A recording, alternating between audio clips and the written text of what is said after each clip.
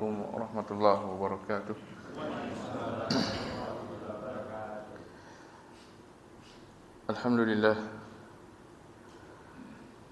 Alhamdulillah nahmaduhu wa nasta'inuhu wa nastaghfiruh wa na'udzu billahi min shururi anfusina wa min sayyiati a'malina.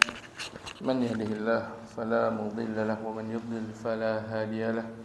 Asyhadu an la ilaha illallah wahdahu la syarika lahu wa asyhadu anna Muhammadan abdullahi wa rasuluh sallallahu alaihi wa ala alihi wa sahbihi wasallama taslima. Allahumma inna nas'aluka 'ilman nafi'a wa rizqan thayyiba wa 'amalan mutaqabbala. Allahumma arinal haqqa haqqan warzuqna ittiba'ah wa arinal batila batilan warzuqna ijtinabah. Waj'alna mimman yastami'una al-qawla fayattabi'una ahsana. Amma ba'd. Ikhwani wa akhwati fid din, kaum muslimin dan muslimat yang semoga senantiasa dirahmati oleh Allah Subhanahu wa taala. Alhamdulillah. Tentunya puji dan syukur senantiasa kita panjatkan kepada Allah Subhanahu wa taala atas berbagai bentuk nikmat yang Allah Subhanahu wa taala kurniakan kepada kita. Dan terlebih pada malam hari ini yang dimana Allah Subhanahu wa taala berikan kepada kita nikmat untuk bisa menjalankan ibadah, amalan-amalan yang bisa mendekatkan diri kita kepada Allah Subhanahu wa taala, yang bisa menjadikan bekal kita untuk kita bawa kelak di akhirat saat kita mengakhiri perjalanan safar kita di dunia yang fana ini.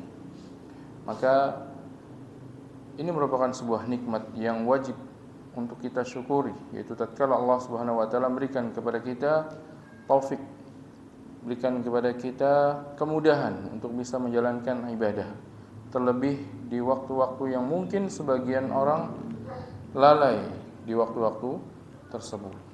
Dan pada malam hari ini sebagian kaum muslimin mungkin mereka berbahagia dengan berpindahnya dari tahun sebelumnya ke tahun yang baru, sehingga mereka manfaatkannya dengan bersenang-senang atau melakukan hal-hal yang tidak terkait dengan ibadah kepada Allah Subhanahu wa taala. Tapi kita alhamdulillah pada malam hari ini di tempat yang mulia ini Allah Subhanahu wa taala berikan kepada kita taufik untuk tetap mengisi waktu ini dengan kita mendengarkan faedah-faedah ilmiah, mendengarkan ayat-ayat Al-Quran maupun hadis-hadis Nabi yang mulia sallallahu alaihi wasallam yang nanti insyaallah akan kita pelajari dan kita kaji di kesempatan yang berbahagia ini. Ikhwani wa akhwati fid din, azani Allah wa iyyakum. Kemudian di antara bentuk nikmat yang Allah Subhanahu wa taala kurniakan kepada kita adalah apabila Allah Subhanahu wa taala membukakan bagi kita sebuah pintu kebaikan. Allah menjadikan kita termasuk orang-orang yang bisa untuk masuk ke dalam pintu kebaikan, atau bahkan menjadikan kita termasuk orang-orang yang membuka pintu kebaikan, baik itu untuk diri kita sendiri maupun untuk orang lain. Sebagaimana Rasulullah SAW pernah bersabda dalam sebuah hadis yang diriwayatkan oleh Ibnu Majah, diriwayatkan dari Nabi sallallahu alaihi wasallam bahwasanya beliau sallallahu alaihi wasallam bersabda, "Inna minan nasi mafatiha lil khair maghaliqa lisyarr wa inna minan nas mafatiha lisyarri maghaliqa lil khair." Sesungguhnya di antara manusia itu ada orang yang mereka ibarat kunci-kunci kebaikan. Mafatiha lil khair, mereka itu ibarat kunci untuk sebuah kebaikan dan pengunci untuk keburukan. Yang kita tahu namanya kunci itulah sesuatu yang digunakan untuk membuka pintu. Maka dalam hadis tersebut Rasulullah mengabarkan bahwasanya ada di antara manusia mereka ini justru menjadi kunci kebaikan yang membuka pintu kebaikan. Dimulai pintu kebaikan untuk dirinya sendiri, bahkan nanti bisa menjadi pintu kebaikan untuk orang lain. Namun sebaliknya juga, wa inna minan nasi mafatiha lisyarr maghaliqa lil khair. Tapi di antara manusia ada yang sebaliknya, dia justru menjadi kunci untuk keburukan, membuka pintu keburukan, justru malah dia mengunci kebaikan. fatuba liman ja'alallahu mafatihal khairi ala yadihi. Maka sungguh kebaikan, kebahagiaan bagi orang yang Allah jadikan kunci-kunci kebaikan itu ada di tangannya. Itu dia. Kenapa? Rasulullah SAW kabarkan demikian. Mengapa dikatakan tuba? Kenapa dikatakan bahagia dan baik bagi mereka? Karena tentunya kita tahu bahwasanya barang siapa dia menunjukkan orang lain kepada kebaikan atau mengajak orang lain kepada kebaikan, maka dia akan mendapatkan pahala semisal dengan pahala yang dilakukan oleh orang yang mengamalkan kebaikan tersebut. Sebagaimana Rasulullah SAW bersabda, "Man dalla ila khairi falahu mislu ajri man amilahu." Barang siapa dia menunjukkan orang lain kepada kebaikan, maka dia mendapatkan semisal dengan pahala orang yang melakukannya. Padahal apa? Dia hanya menunjukkan. Maka ini adalah sebuah nikmat yang besar tatkala Allah SWT memberikan kepada kita atau menjadikan kita memiliki kunci kebaikan ini, atau bahkan menjadikan kita ibarat kunci dari pintu-pintu kebaikan. Kita berharap kita menjadi orang-orang yang seperti itu. Wa wailun liman ja'alallahu mafatihasy syarri ala yadayhi. Namun sebaliknya, celaka, binasa bagi orang yang Allah SWT jadikan kunci-kunci keburukan itu berada di tangannya. Justru dia menjadi kunci keburukan. Orang yang melakukan keburukan yang tadinya mungkin tidak ada niatan, gara-gara dia ajak atau bahkan dia contohkan, akhirnya orang melakukan sebuah keburukan, sebuah perbuatan dosa. Maka celaka bagi orang ini. Celaka. Kenapa dia celaka? Karena dia akan mendapatkan dosa seperti orang yang melakukannya. Dalam sebuah hadis yang diriwayatkan oleh Imam Muslim, Rasulullah SAW bersabda, "Man da'a ila huda, kana lahu minal ajri mithlu man tabi'ahu. La yanqusu dzalika min ujurihim syai'a. Wa man da'a ila dhalalatin, falahu minal itsmi mithlu athami man tabi'ahu. La yanqusu dzalika min athamihim syai'an." Barang siapa dia mengajak orang kepada hidayah, kepada amal ketaatan, maka dia mendapatkan pahala seperti orang yang mengikutinya, mengikuti ajakannya, tidak mengurangi hal itu dari kebaikan mereka sedikit pun. Sebaliknya, barang siapa dia mengajak orang kepada dhalalah, kepada kesesatan, kepada perbuatan dosa, dia justru membuka pintu untuk orang lain menjadi bisa melakukan perbuatan dosa. Kana lahu minal itsm, maka dia mendapatkan dosa seperti dosa orang yang mengikuti ajakannya. Yang itu tidak akan mengurangi dosa mereka juga. Maka dia mengikuti mereka dapat dosa yang sama seperti mereka. Makanya Rasulullah SAW menyebutkan, "Fawailun liman ja'alallahu mafatihasy syarri ala yadihi." Celaka bagi orang yang Allah jadikan kunci-kunci keburukan itu malah berada di tangannya. Maka tentunya sebagai seorang mukmin, seorang mukminah yang kita berharap pahala terus mengalir kepada kita, pahala terus kita dapatkan, dan semakin banyak bekal kita untuk akhirat kita, kita berharap kita menjadi orang-orang yang golongan pertama tadi, yaitu orang-orang yang diibaratkan sebagai mafatihul khair, kunci-kunci kebaikan. Orang-orang yang apabila mereka melakukan kebaikan, ada orang lain mengikut, mencontoh, maka dia dapat pahalanya. Sebagaimana Rasulullah SAW bersabda dalam hadis yang lain, "Man sanna fil islami sunnatan hasanatan." Barang siapa dia melakukan sebuah sunnah hasanah, yaitu sebuah amalan kebaikan di dalam Islam ini, fa umila biha ba'dahu, kemudian kebaikan tersebut dilakukan lagi setelah dia, baik ketika dia hidup ataupun ketika dia meninggal, ada orang yang meniru apa yang dia lakukan. Melalui dia orang tersebut ikut melakukan kebaikan yang sama, ima dengan cara dia ajak atau ima dengan cara dia mencontohkan ke orang, kemudian ada orang melihatnya dan dia mengikutinya. Kutiba lahu mislu ajri man amila biha wa la yanqusu min ujurihim syai'a. Maka akan ditulis baginya pahala semisal orang yang mengamalkannya, tidak mengurangi pahala orang-orang tersebut. Maka besar keutamaan dari bagi orang-orang yang mereka ini menjadi kunci-kunci kebaikan, kunci pintu kebaikan bagi dirinya sendiri maupun bagi orang lain. Suatu hal yang tidak diragukan lagi. Masing-masing dari kita pasti ingin seperti itu. Kita tidak mengamalkan mungkin, atau kita hanya mengamalkan sekali, namun ternyata pahalanya berturut-turut terus datang kepada kita gara-gara apa? Banyak orang yang mencontoh, banyak orang yang mengikuti ajakan yang kita lakukan. Yang menjadi pertanyaan, bagaimana caranya untuk bisa menjadi orang yang seperti itu? Bagaimana caranya supaya menjadi orang-orang yang mereka ini menjadi kunci-kunci kebaikan untuk dirinya sendiri dan juga untuk orang lain? Maka itulah yang pada kesempatan malam hari ini kita akan coba pelajari apa saja hal-hal yang bisa menjadikan seorang menjadi kunci kebaikan bagi dirinya sendiri maupun bagi orang lain. Ikhwani wa akhwati fid din, azani Allah wa iyyakum. Maka di antara hal yang membantu seorang untuk bisa menjadi kunci pintu kebaikan, membuka pintu kebaikan bagi orang lain, yang pertama adalah al-luju'u ila Allah.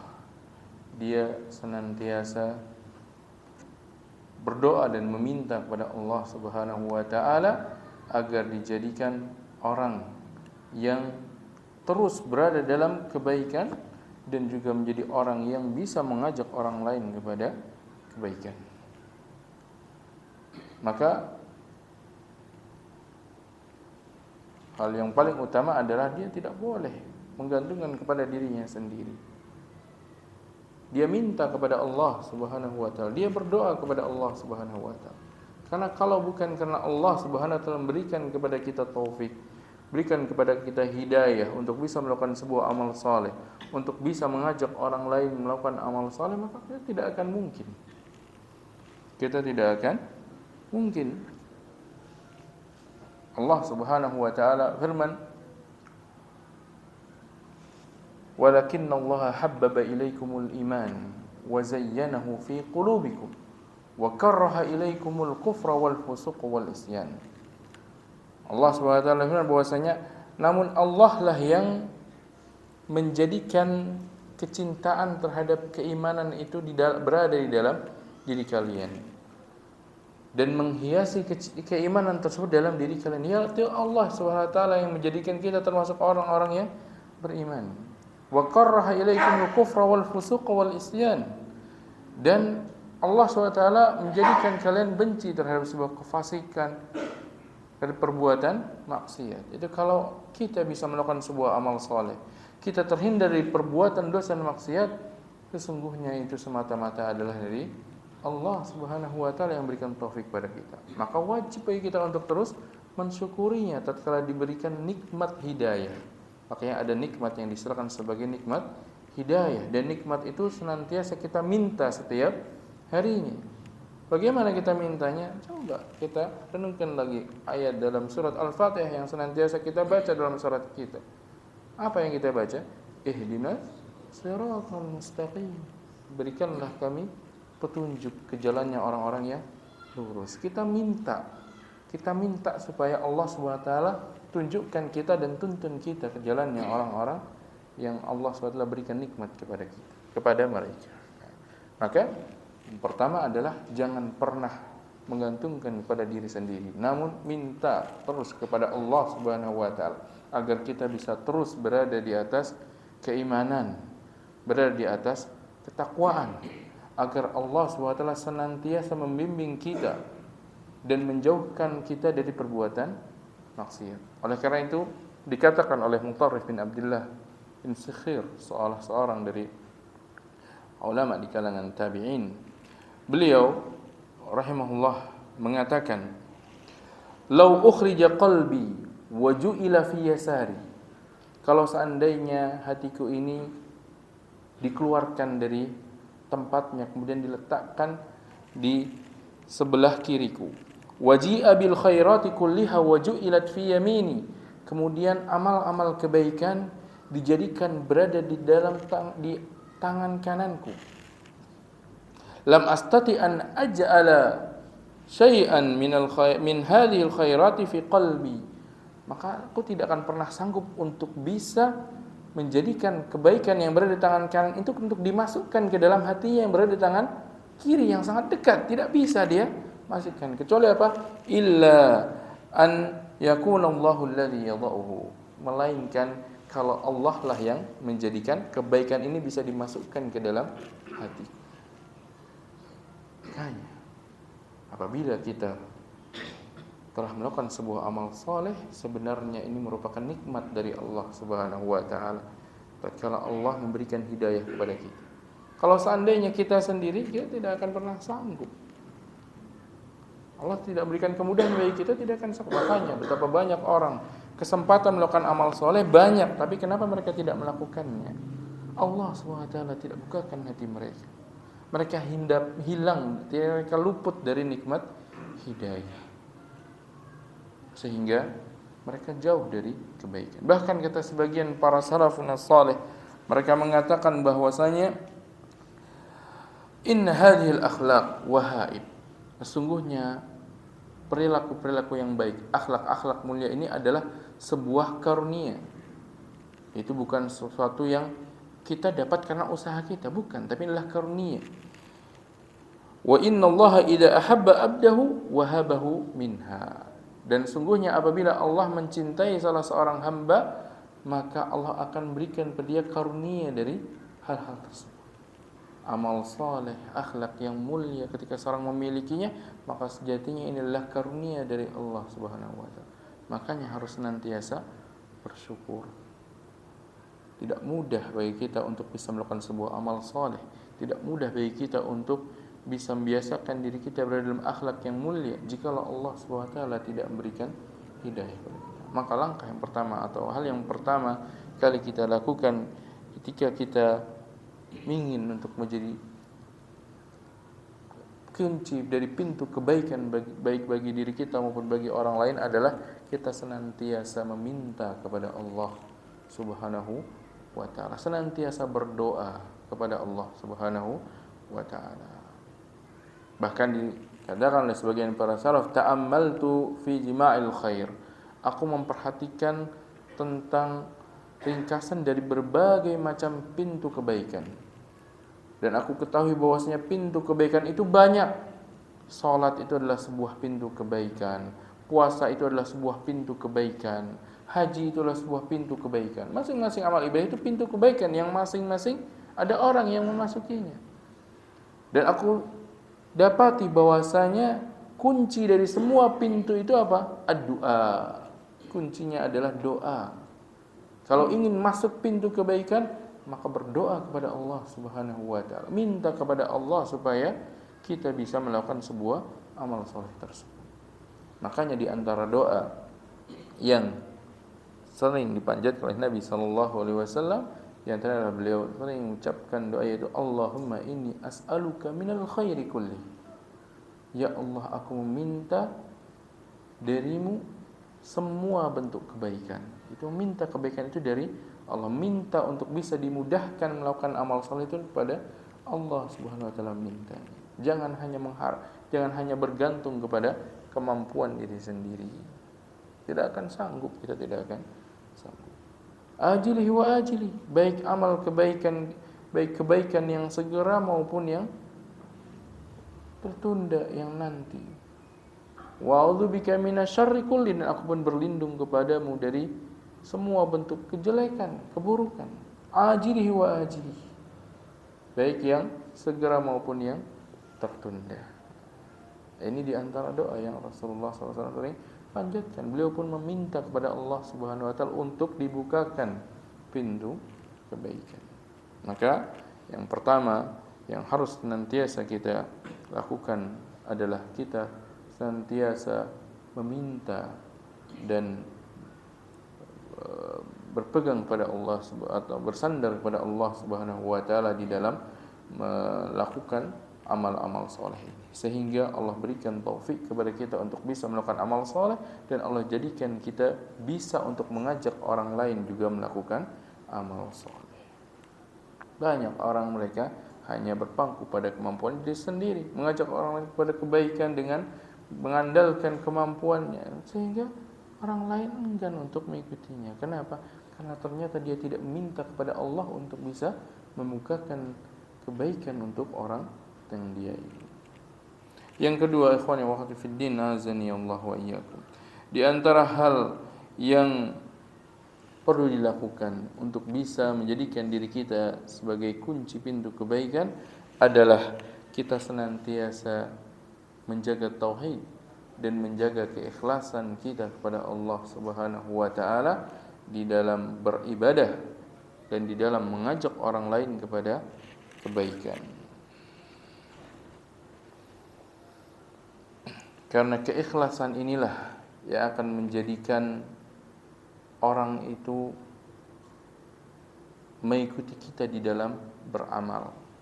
Keikhlasan inilah yang akan menjadikan seorang untuk terus konsisten di dalam amalnya, di dalam dakwahnya. Dia mengajak orang lain kepada kebaikan, tujuannya bukan hal yang kepentingan dirinya, namun tujuannya adalah dia ikut mengajak orang lain kepada keridhaan Allah Subhanahu wa taala. Maka kita harus senantiasa menjaga hal ini. Oleh karena itu Rasulullah SAW pernah mengabarkan tentang bagaimana ciri-cirinya orang yang ikhlas dalam beramal, dalam berdakwahnya. Dalam beramal ma'ruf bagaimana ciri-cirinya? Ciri-cirinya adalah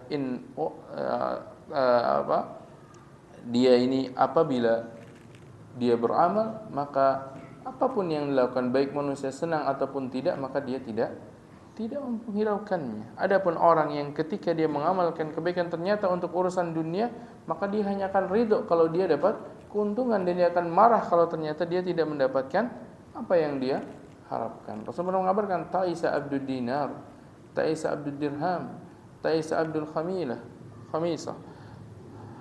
Idza u'tiya radiya wa idza lam yu'ta sakhita aw lam yarda.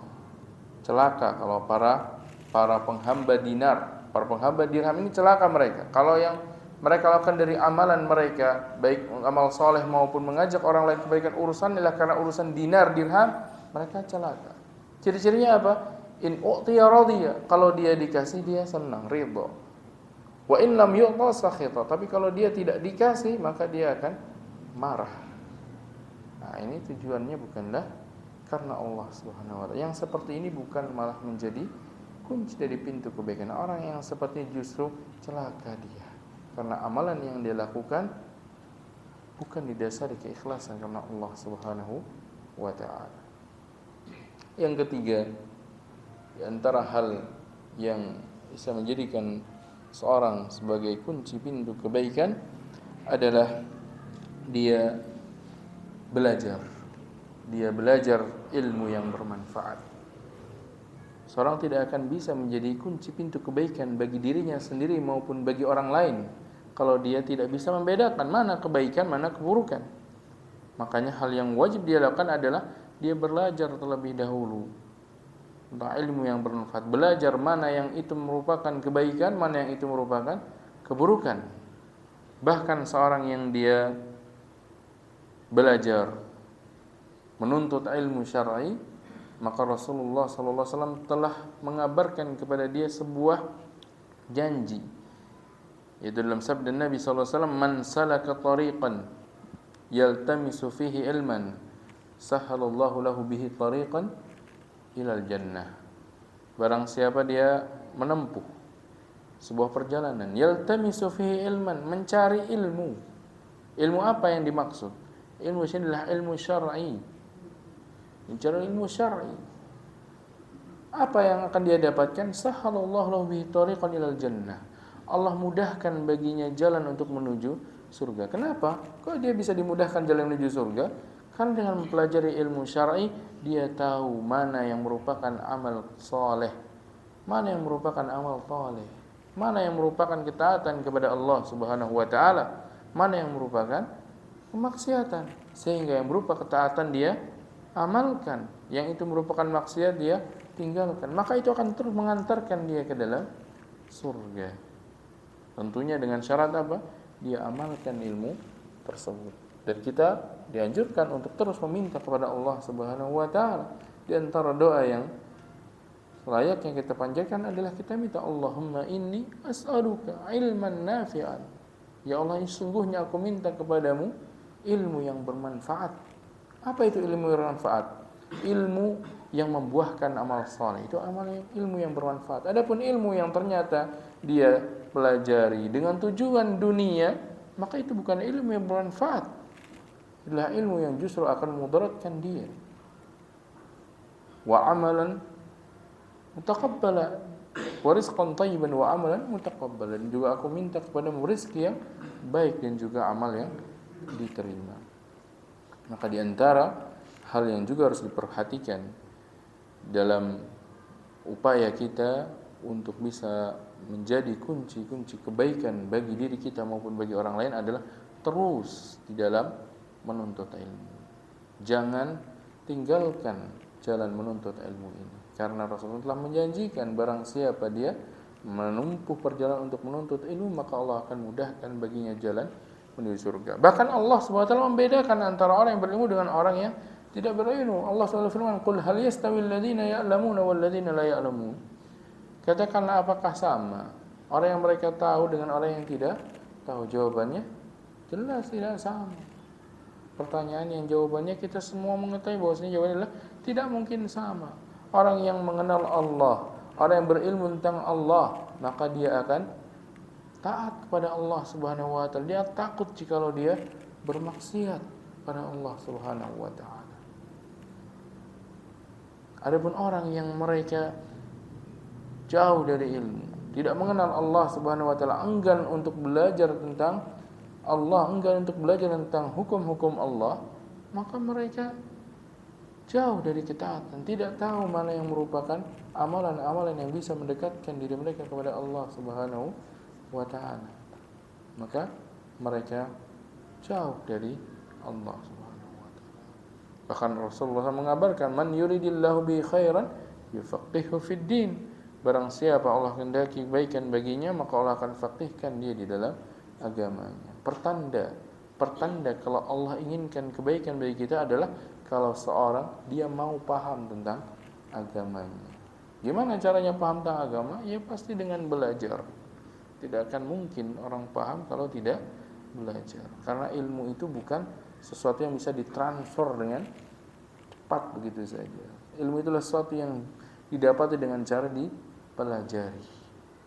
Dengan butuh waktu, butuh untuk upaya, waktu, tenaga dikorbankan. Maka kita dapati kalau kita baca perjalanan para salafun salih, bagaimana perjalanan mereka di dalam menuntut ilmu. Ini merupakan hal yang perlu kita perhatikan, yaitu senantiasa untuk menuntut ilmu agar kita mengetahui mana itu kebaikan, mana itu keburukan. Jika itu kebaikan kita amalkan, baik itu berupa amal-amal ketaatan untuk sendiri maupun berupa dakwah amar ma'ruf nahi munkar, maka yang seperti itu akan menjadikan kita termasuk orang-orang yang membuka kebaikan bagi diri kita sendiri maupun bagi orang lain. Yang berikutnya, hal yang juga bisa membantu kita di dalam merealisasikan atau di dalam menjadikan diri kita sebagai sebuah kunci kebaikan bagi diri kita maupun bagi orang lain adalah dengan mujahadatun nafs, yaitu dengan berusaha menahan nafsu kita, berusaha untuk jauh dari perbuatan dosa dan perbuatan yang Allah Subhanahu wa taala haramkan. Itu jangan membuka pintu keburukan untuk diri kita sendiri. Kenapa? Karena kalau kita sudah melakukan sebuah keburukan, sebuah kemaksiatan, itu akan terus menyeret kita kepada kemaksiatan yang lain. Kenapa demikian? Karena seorang yang dia melakukan keburukan, kemudian dia melihat orang lain ternyata berada dalam ketaatan kepada Allah SWT, dia pun ingin cemburu dia. Akhirnya apa? Mengajak orang lain untuk keburukannya juga. Maka dia yang tadinya untuk dirinya sendiri bisa menyeret orang lain juga ke dalam keburukan. Makanya Allah SWT tatkala Allah SWT mengabarkan tentang orang-orang kafir, Allah SWT berfirman, innal ladzina kafaru yunfiquna amwalahum liyasuddu an sabilillah.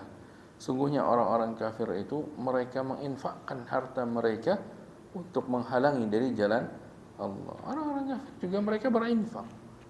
Berinfak untuk apa? Infaknya untuk menghalangi manusia dari jalan Allah, karena tidak mau sendiri mereka. Enggan mereka untuk sekalian mereka saja yang bermaksiat kepada Allah Subhanahu wa taala. Mereka ingin seandainya mereka pun dapat orang-orang yang mengikuti mereka dalam kemaksiatan. Bahkan Allah Taala jelaskan sifatnya orang-orang munafikin. Apa sifat-sifat mereka? Ya'muruna bil munkar wa yanhauna 'anil ma'ruf. Mereka saling memerintahkan, namun dalam hal apa? Kemungkaran. Dan mereka justru saling menghalangi dalam kebaikan. Hal yang bertentangan sekali dengan sifatnya orang-orang yang beriman. Adapun orang yang beriman, maka mereka ya'muruna bil ma'ruf wa yanhauna 'anil munkar. Mereka mengajak kepada perkara yang ma'ruf, melarang dari perkara-perkara yang munkar. Maka di antara hal yang bisa membantu kita adalah kita harus berusaha untuk tidak melakukan perbuatan kemaksiatan, menjauhi hal-hal yang Allah haramkan. Jangan sampai kita buka untuk diri kita sendiri, kemudian nanti berlanjut akhirnya apa? Mengajak orang lain untuk ikut bersama kita di dalam kemungkaran. Akhirnya kita masuk dalam golongan yang kedua yang tadi kita sebutkan di awal pembicaraan kita, yaitu apa? Orang-orang yang justru menjadi kunci pintu kejelekan. Dan Rasulullah kabar kepada wailun, celaka bagi mereka. Mereka membuat sunnah sayyi'ah. Wa man sanna fil islami sunnatan sayyi'atan. Barang siapa dia melakukan sunnah sayyi'ah, yaitu dia mencontohkan sesuatu yang buruk di dalam Islam ini. Fa umila biha ba'dahu. Kemudian kemaksiatan tersebut, sunnah yang sayyi'ah tersebut, amalan yang buruk tersebut dilakukan setelah dia, maka dia akan mendapatkan dosa seperti orang yang mengamalkannya. La yanqusu min auzarihim syai'a. Tidak mengurangi dosa-dosa orang-orang yang mengamalkannya. Maka dia pun mendapatkan dosa yang beruntut. Dosa dari perbuatan dia. Ternyata orang lain pun melakukan hal yang sama gara-gara mencontoh dia jadikan panutannya. Maka ini justru akan menumpuk keburukan bagi dirinya sendiri. Makanya Rasulullah kabarkan tadi, wa inna minan nasi mafatiha lisyarri maghaliqa lil khair. Dan di antara manusia ternyata ada juga orang-orang yang mereka ini ibarat kunci pintu keburukan. Kunci pintu keburukan. Dan mereka malah menjadi gembok bagi pintu kebaikan. Mereka membuka pintu keburukan, mengunci pintu kebaikan. Akhirnya orang lain masuknya ke pintu keburukan. Orang lain ikut melakukan perbuatan dosa. Fawailun liman ja'alallahu mafatihal syarri alaihi. Maka celaka bagi orang-orang yang Allah jadikan kunci pintu keburukan ini berada di tangannya. Itu dia yang memulai dan dia yang mengajak orang lain untuk ikut melakukan keburukan atau perbuatan-perbuatan dosa tersebut. Maka ini hal yang perlu kita waspadai. Jangan sampai karena kita terjerumus dalam perbuatan dosa kemudian terus menerus dan tidak segera bertaubat, akhirnya kita pun mencontohkan kepada orang lain, bahkan mungkin mengajak orang lain untuk ikut melakukan perbuatan dosa tersebut. Waliyadzubillah. Semoga Allah Subhanahu wa taala menjauhkan kita dari sifat tersebut. Hal yang berikutnya yang termasuk perkara-perkara yang bisa menjadikan seorang sebagai kunci pintu kebaikan bagi dirinya sendiri maupun bagi orang lain adalah dia senantiasa bersikap lembut dan juga memiliki akhlak yang mulia di dalam bermuamalah terhadap manusia, yaitu di dalam mengajak kepada kebaikan. Inilah hal yang menjadikan orang lain mau untuk mengikutinya, mau untuk menerima ajakannya ke dalam kebaikan. Allah Subhanahu wa taala mengabarkan tentang bagaimana Rasulullah sallallahu alaihi wasallam bersikap tatkala mendakwahkan manusia. Allah Subhanahu wa taala firman, "Fabima rahmatin minallahi linta lahum." Dan dikarenakan karunia dari Allah lah engkau berlaku lembut terhadap mereka. Walau kunta faddan ghalidhal qalbi lan faddu min haulik. Kalau seandainya engkau itu memiliki perangai yang keras dan kasar, niscaya mereka akan berpaling menjauhimu. Fa'fu anhum, maka berikanlah maaf terhadap perilaku mereka. Allah Subhanahu wa taala mengabarkan tentang bagaimana Rasulullah SAW menyikapi orang-orang yang memperlakukan beliau mungkin dengan hal-hal yang tidak seharusnya. Ternyata apa? Beliau lakukan dengan menyikapinya dengan lembut, dengan kebaikan. Kalau seandainya beliau sikapi juga dengan kasar, maka mereka justru akan semakin bertambah lari. Maka di antara hal yang membantu kita atau menjadikan seorang diterima ajakan kebaikannya pada orang lain adalah apabila dia mengajaknya dengan kelembutan, dengan kasih sayang, dan dengan cara yang baik. Bahkan Allah SWT perintahkan kepada kita, ud'u ila sabili rabbika bil hikmah wal mau'izatil hasanah. Ajak pada jalan Rabbmu dengan cara yang hikmah, dengan cara yang bijak, dan mau'izatil hasanah, dan dengan mau'izah, nasihat yang baik. Wajadilhum billati hiya ahsan, dan kalau butuh jidal, butuh diskusi, dengan cara apa? Billati hiya ahsan, itu pun dengan yang terbaik, dengan mujadalah yang terbaik, bukan dengan mujadalah yang buruk, namun dengan mujadalah yang al-ahsan, billati hiya ahsan. Maka di dalam mengajak orang kepada kebaikan, di dalam mendakwahkan orang kepada kebaikan, maka ini merupakan hal yang harus diperhatikan. Sebagai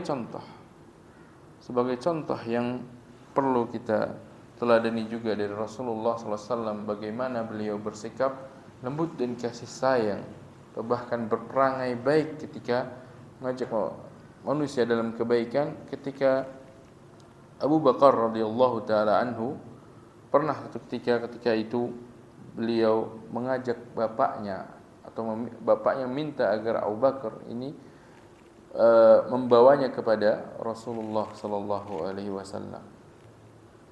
Untuk apa? Untuk menerima dakwah Rasulullah sallallahu alaihi wasallam. Apa yang dikatakan Rasulullah SAW tatkala Abu Bakar membawa bapaknya? Hal tada'u syekh fi baitihi. Kenapa tidak engkau biarkan saja bapakmu ini, orang tuamu ini berada di rumahnya, wa ana atihi, dan aku yang mendatanginya. Lihat bagaimana. Yang ingin wajah kebaikan siapa? Rasulullah SAW ingin dakwahkannya. Ketika beliau didatangi, justru beliau apa? Mengatakan, kenapa tidak diam saja di rumah, biar saya yang mendatanginya. Lihat bagaimana perangai beliau, menunjukkan bahwasanya beliau itu menghormati, yang memberikan rasa hormat kepada bapaknya Abu Bakar radhiyallahu taala,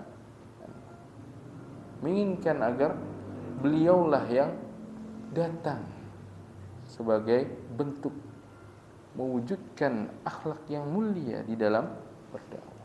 Bahkan tatkala beliau merintahkan sesuatu kepada Mu'adz, berpesan kepada Mu'adz, apa yang beliau katakan kepada Mu'adz?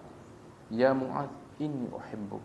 Wahai Mu'adz, sungguhnya aku mencintaimu. Dimulai dengan kata-kata yang baik, dengan lembut.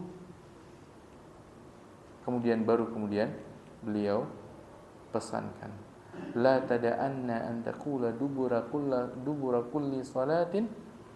Jangan engkau lupa untuk mengucapkan di akhir setiap salatmu, Allahumma a'inni ala dzikrika wa syukrika wa husni ibadati. Beliau ingin mengajarkan kebaikan, ini mengajak Mu'adz untuk mengamalkan doa ini. Tapi lihat bagaimana bahasanya ketika awal beliau mengajak, ya Mu'adz, inni uhibbuka. Wahai Mu'adz, sungguhnya aku mencintaimu. Dimulai dulu dengan bahasa yang menjadikan orang itu senang dengan mendengarnya, untuk menerima ajakan. Baru setelah itu beliau sampaikan apa yang ingin beliau ajak Mu'adz ke situ.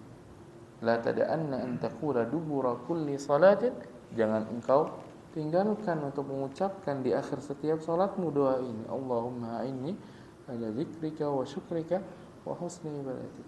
Dan sekali lagi isi doanya pun tentang apa? Meminta kepada Allah SWT pertolongan agar apa? Dimudahkan di dalam mengingat Allah, di dalam bersyukur kepada Allah, dan juga di dalam melakukan ibadah dengan cara yang baik kepada Allah SWT. Allahumma a'inni, ya Allah tolonglah aku. Untuk apa? Ala dzikrika, tolonglah aku untuk mengingatmu. Wa syukrika, dan untuk mensyukuri nikmat-nikmatmu. Wa husni ibadatik, dan juga dalam beribadah dengan cara yang baik kepada. Sebuah pesan yang beliau sampaikan ke Mu'adz, menyadarkan kepada kita bahwasanya semua ini adalah nikmat dari Allah Subhanahu wa taala. Kita diberikan taufik untuk bisa beribadah, untuk bisa belajar. Ini merupakan nikmat dari Allah Subhanahu wa taala yang menuntut kita untuk senantiasa bersyukur kepada Allah Subhanahu wa taala. Maka kembali ke poin tadi, bahwasanya di antara hal yang juga selayaknya kita perhatikan atau perlu kita lakukan agar kita bisa menjadi kunci kebaikan bagi diri kita, terutama bagi orang lain, agar mereka mau menerima ajakan kebaikan yang kita ajak mereka kepadanya, adalah dengan menghiasi diri dengan kelembutan dan juga dengan akhlak-akhlak yang mulia. Makanya Allah sudah tegaskan bahwasanya Rasulullah SAW, wa innaka la ala khuluqin azim, sungguhnya engkau berada di dalam akhlak yang mulia. Ini merupakan hal yang wajib dimiliki bagi seorang, terutama tatkala dia mengajak orang lain kepada kebaikan. Semoga Allah Subhanahu wa taala menjadikan kita termasuk orang-orang yang bisa menjadi kunci pintu-pintu kebaikan, dimulai dari diri kita sendiri sehingga kita terus melakukan kebaikan dan bersegera di dalam kebaikan, dan juga pintu kebaikan bagi orang lain. Minimal kita contohkan bagi orang lain, minimal bagi orang terdekat kita, dan lebihnya adalah kita dakwahkan mereka, kita ajak mereka dengan lisan, karena dakwah itu bisa dengan lisanul maqal, dengan lisan kita, dan juga dengan lisanul hal, dengan perbuatan. Makanya tadi Rasulullah SAW sabdakan tatkala ketika itu ada seorang dia bersedekah terlebih dahulu baru kemudian yang lain mengikuti, Rasulullah bersabda, man sanna fil islami sunnatan hasanah, barang siapa dia melakukan sebuah sunnah kebaikan yang bagus, itu mendahului yang lain di dalam melakukan sebuah sunnah kebaikan, fa umila biha ba'dahu, kemudian setelah dia orang lain ikut melakukannya, kana lahu minal ajr, maka dia mendapatkan pahala orang yang semisal dengan pahala orang yang mengamalkan. Kata Imam An-Nawawi rahimahullah di sini tatkala menyebutkan tentang masyarah hadis ini adalah diamalkan setelahnya, yaitu tatkala dia masih hidup kemudian ada orang lain menirunya, ataupun setelah dia meninggal kemudian ada orang lain yang juga meniru dia dalam melakukan amal soleh tersebut, maka dia mendapatkan pahala dari pahala orang yang ikut mengamalkannya, karena dia telah mencontohkan kebaikan kepada mereka. Semoga Allah Ta'ala menjadikan kita termasuk orang-orang yang bisa menjadi pintu kebaikan tersebut. Nah, wassalamualaikum Nabi Muhammadin wa alihi wasallam. Mungkin itu yang bisa kita bahas pada kesempatan malam hari ini. Kita dengarkan azan terlebih dahulu, kemudian jika ada pertanyaan nanti kita setelah azan.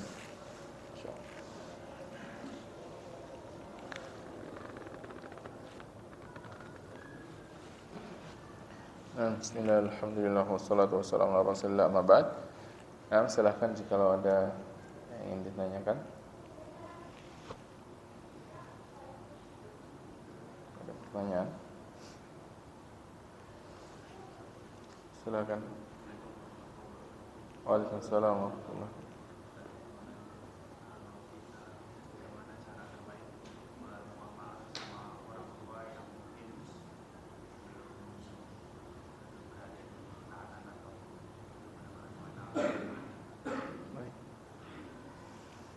Pertanyaannya, bagaimana cara kita bermuamalah? Lebih khususnya adalah kepada orang tua yang ternyata belum melakukan ketaatan kepada Allah SWT, atau mungkin belum mau untuk mengikuti sunnah-sunnah Nabi SAW. Dalam artian mungkin di sini orang tuanya dalam kondisi dia jauh dari Allah Subhanahu wa taala. Maka tentunya di dalam mengajak kebaikan secara umum, maka seorang yang dia mengajak orang lain kepada kebaikan, dia melalui hal-hal yang Allah Subhanahu wa taala perintahkan, ud'u ila sabili rabbika bil hikmah wal mau'izatil hasanah wajadilhum billati hiya ahsan. Ajaklah ke jalan Rabbmu dengan cara yang hikmah, dengan cara yang bijak. Yang bijak itu adalah menempatkan sesuatu sesuai dengan tempatnya, sesuai dengan apa yang harus dia lakukan dalam hal tersebut. Wal mau'izatil hasanah, dan juga dengan mau'izah, dengan memberikan nasihat, peringatan-peringatan dengan hal yang baik. Maka di dalam mendakwahkan, lebih khususnya kepada orang tua, maka seorang anak pertama dia harus mendakwahkannya dengan cara yang baik, dengan bahasa yang sopan. Bahkan kalaupun seandainya orang tuanya enggan dan mungkin memperlakukan dia dengan kasar, maka dia tidak boleh menyerah dan dia harus terus bersabar dan terus bersikap baik kepada orang tuanya. Allah Subhanahu wa taala perintahkan, wa in jahadaka ala an tusyrika bi ma laysa laka bihi ilmun fala tuti'huma wa sahibhuma fid dunya ma'ruf. Dan kalau seandainya keduanya memaksamu untuk melakukan perbuatan syirik, nah ini bukan maksiat yang biasa lagi, tapi apa? Memaksamu, bersikeras untuk terus menjadikanmu untuk melakukan perbuatan syirik kepadaku, maka jangan ditaati. Namun tetap apa? Wasahibhuma fid dunya ma'rufah. Tetap perlakukan keduanya dengan cara yang ma'ruf, karena keduanya memiliki hak, yaitu sebagai orang tua. Maka di antara langkahnya adalah yang pertama, berdoa kepada Allah Subhanahu wa taala, memperbanyak doa kepada Allah Subhanahu wa taala, karena tidak ada yang memberikan hidayah melainkan Allah Subhanahu wa taala. Allah Subhanahu innaka la tahdi man ahbabta walakinallaha yahdi man yasha. Sungguhnya engkau tidak akan bisa memberikan hidayah. Hidayah di sini maksudnya hidayah apa? Hidayah taufik. Engkau tidak akan bisa memasukkan hidayah ke dalam hati orang yang engkau cintai. Namun Allah lah yang memberikan hidayah kepada orang yang Allah kehendaki. Maka terus menerus kita harus terus dan tidak berputus asa untuk berdoa kepada Allah Subhanahu wa taala agar Allah memberikan hidayah kepada orang tuanya, agar bisa menjadi orang-orang yang bertakwa kepada Allah Subhanahu wa taala. Terus dia berdoa kepada Allah Subhanahu wa taala. Yang kedua, dia juga harus yakin bahwasanya segala sesuatu itu tentunya berada di dalam kuasa Allah Subhanahu wa taala. Jadi dia terus berdoa, dan jikalau dia terus berdoa, sekian lama berdoa, ternyata belum juga orang tuanya berubah dari kondisi yang sebelumnya, yang dimana dia jauh dari Allah Subhanahu wa taala, maka tidak berputus asa. Tidak berputus asa, dan terus dia perbesar harapannya kepada Allah Subhanahu wa taala agar orang tuanya bisa menerima ajakan kebaikan yang dia lakukan. Yang ketiga, dia juga dakwahkan dengan lisanul hal, dengan perbuatan. Dia contohkan kebaikan. Dia tunjukkan bahwa dia semakin berbakti kepada kedua orang tuanya pada perkara-perkara yang tidak melanggar perintah Allah Subhanahu wa taala, bukan justru menjadi orang yang menunjukkan ketidaksukaannya kepada orang tua, bukan. Ketika ingin mendakwahkan, mengajak orang tua, anak justru memperbaiki muamalahnya kepada orang tuanya. Selama orang tuanya tidak memerintahkan dia dalam perkara yang maksiat, maka dia taati. Berusaha mungkin dia cepat bersegera di dalam memenuhi permintaan atau perintah orang tuanya tersebut, sehingga nantinya orang tuanya bisa melihat perubahan yang ada pada dia, ternyata anaknya benar jadi orang yang taat kepada orang tuanya ketika dia dekat dengan Allah Subhanahu wa taala. Makanya di akhir tadi Allah Subhanahu wa taala perintahkan apa? Wasahibhuma fid dunya ma'rufa. Tetap bergaul dengan keduanya di dunia ini dengan ma'ruf, dengan cara yang baik. Bukan berarti kemudian apa? Kemudian ditinggalkan. Sudahlah. Sudah tidak akan mungkin menerima hidayah. Siapa yang bisa menentukan hidayah? Hidayah itu di tangan Allah SWT. Tidak boleh kita mengatakan sudah tidak mungkin dapat hidayah. Tidak boleh. Tidak boleh. Yang seperti itu mendahului ketentuan atau keputusan Allah SWT. Maka seorang anak mendakwahkan orang tuanya dengan lisanul maqalnya, dengan ucapannya, ajak dengan ucapan yang baik, dan juga dengan lisanul halnya, dengan perbuatan dia buktikan dengan perbuatannya semakin baiknya dia kepada orang tua. Makanya Rasulullah SAW meskipun beliau ditolak dakwahnya, meskipun beliau diganggu dan disakiti, beliau tetap mengatakan Allahumma firli qaumi fa innahum la ya'lamun. Ya Allah, ampunkan kaumku. Mereka melakukan itu karena ketidaktahuan mereka. Dan itu selayaknya kita lakukan. Terus doakan orang tua agar mereka mau untuk menerima ajakan kita kepada kebaikan. Wallahu taala a'lam. Nah, Waalaikumsalam warahmatullahi wabarakatuh. Silakan, Pak.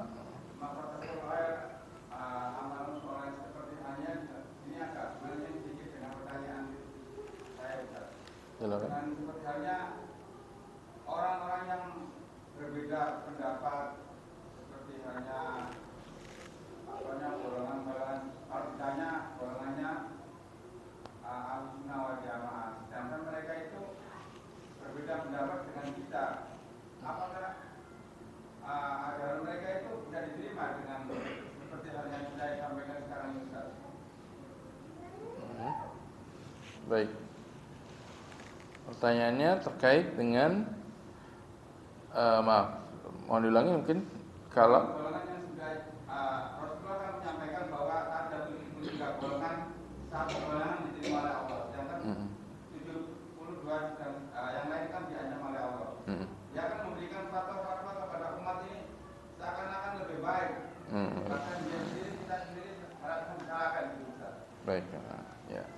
Ya, baik, pertanyaannya terkait dengan tadi, yaitu yang kita sampaikan bahwasanya barang siapa dia mengajak orang lain kepada keburukan, maka dia akan mendapatkan dosa orang yang mengamalkannya atau mengikutinya. Nah, muncul pertanyaan bagaimana ketika dalam kondisi terjadinya perbedaan pendapat. Perbedaan pendapat ternyata perbedaan pendapat tersebut atau orang yang mengajak pada sesuatu tersebut yang berbeda atau mungkin yang dia ajak adalah sesuatu yang kita pandang itu menyelisihi dari hidayah, menyelisihi kebenaran. Yang seperti itu mungkin pertanyaannya, Pak. Apakah ini termasuk dalam kategori dalam hadis tadi, yaitu dia akan mendapatkan dosa orang-orang yang mengikutinya? Maka pertama perlu kita ketahui terlebih dahulu bahwasanya sesuatu yang apabila telah jelas datangnya dari Allah dan Rasulnya dan dapat dalil-dalil yang sharih, yang tegas tentang sesuatu, maka itu tidak boleh diselisihi. Allah SWT wa ma atakumur rasulu fakhudhuhu wa ma nahakum anhu fantahu. Apa yang datang dari kalian dari Rasul maka ambillah, dan apa yang dilarang maka tinggalkanlah. Maka apabila suatu perkaranya, permasalahannya, kita berbicara, misalkan kita contoh suatu kasusnya, suatu permasalahannya adalah permasalahan yang sudah datang tegas dari Rasulullah SAW dengan sebuah dalil yang sharih, yang sahih dan sharih tentang inilah yang benarnya, atau inilah sunnah Rasulullah SAW di dalam mengamalkannya, atau inilah ketaatannya, maka tidak boleh diselisihi, baik siapapun yang mengucapkannya. Nah, oleh karena itu apabila yang kasusnya adalah pada kasus yang dimana itu jelas-jelas menyelisihi kebenaran, menyelisihi sunnah Rasulullah SAW yang telah sah dan sharih, maka ini masuk dalam kategori orang yang mengajak kepada kesesatan.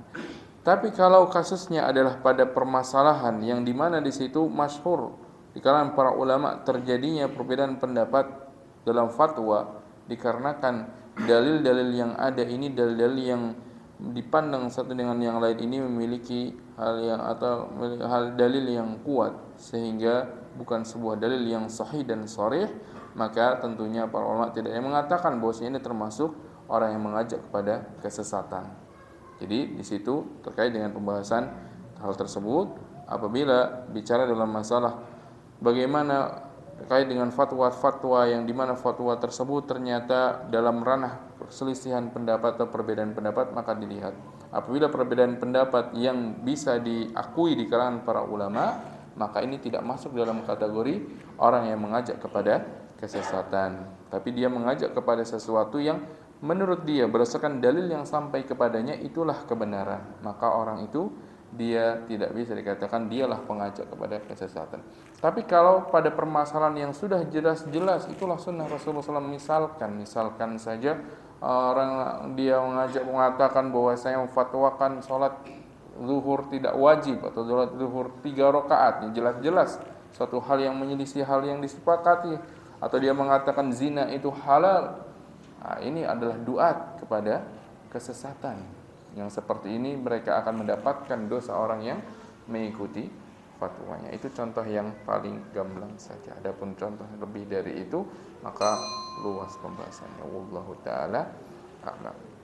Baik, mungkin itu yang bisa kita bahas pada malam hari ini, dan mohon maaf karena sudah masuk waktu iqamah. Mungkin kita cukupkan dulu sampai di sini. Wassallallahu nabiyana Muhammadin wa alihi wa sahbihi wasallam. Subhanakallahumma bihamdik asyhadu an la ilaha illa anta astaghfiruka wa atubu ilaik. Wassalamu alaikum warahmatullahi wabarakatuh.